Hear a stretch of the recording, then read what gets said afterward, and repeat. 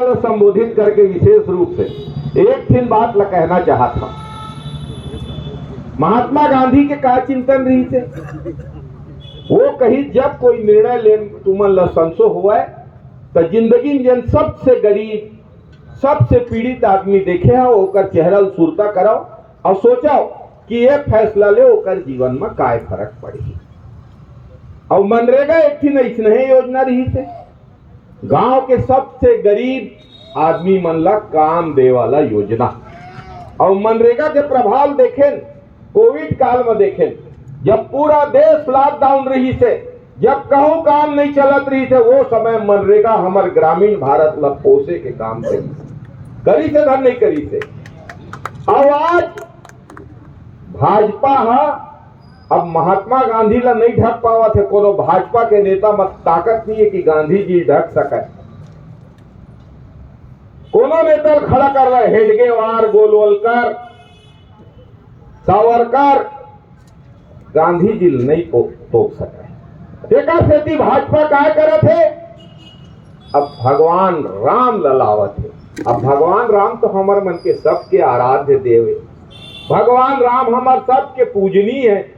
तो जी राम जी बनाए बर कक्का अंग्रेजी हिंदी सब एती ओती करी से बीजेपी है, समझे के जरूरत। और मैं एक बात क्या सुरता देवाना चाहा था,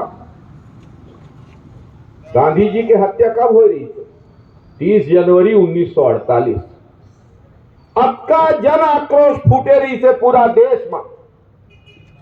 अब मैं नहीं उस समय पैदा हो रहे, लेकिन मोर मां बताते वो जहां रहा जक्का संघ के प्रचारक रही ने 30 जनवरी जाड़ के समय, वो मतलब को कुआम बोरा थे और नारा लगावा थे तुम्हारा ये कहना है का ये कहना है कि अब का नाराजगी पूरा देश में रही थे।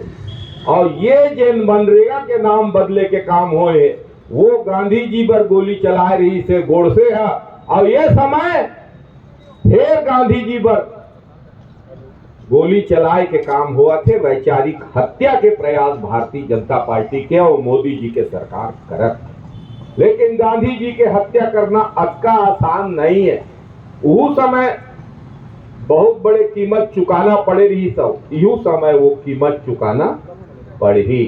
भाजपा वाला मन कहते महात्मा गांधी राष्ट्रपिता नहीं है। कौन बना इस महात्मा गांधी राष्ट्रपिता? आरटीआई लगाते, सूचना के अधिकार लगाते। महात्मा गांधी ला राष्ट्रपिता कोई सरकार नहीं बना है, कोई पार्टी नहीं बना है।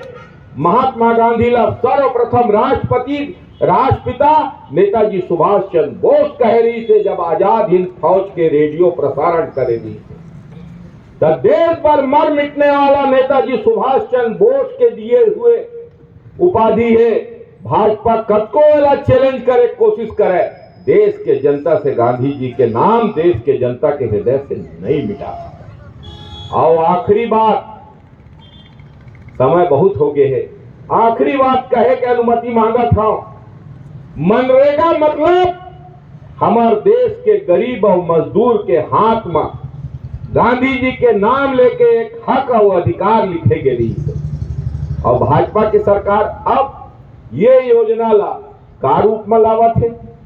मनरेगा में प्रावधान रही से 100 दिन के रोजगार, लेकिन 100 दिन कोनो दिन उसका बजट नहीं दे है बीजेपी के सरकार की 100 दिन रोजगार दिए जा सके।